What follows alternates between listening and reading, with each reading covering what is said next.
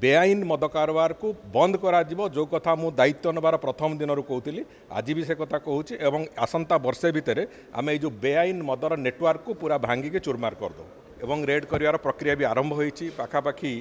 117 जन लोक एपर्यंत अरेस्ट करा एवं विभिन्न स्थान में जहाँ विभिन्न जो पोच इत्यादि अच्छी से सबको नष्ट कराऊँगी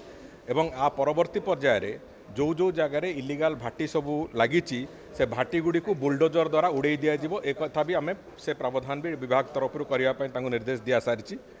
कौन सी भाटी इलिगाल भाटी रहा एक कथार पूरापूरी आश्वासना आम राज्यवासी को दबा चाहूँ एवं द्वितीय कथा हूँ आम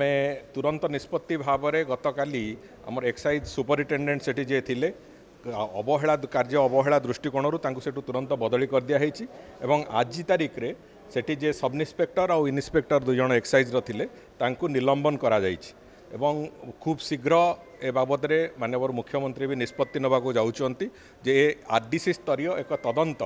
खूब शीघ्र आज काली भितर इन्स्टिट्यूट करा जो जे तदंत करिक 2 मास भितर तांकर रिपोर्ट देबे एवं से रिपोर्ट आधार रे जहाँ जहाँ से कार्यानुष्ठान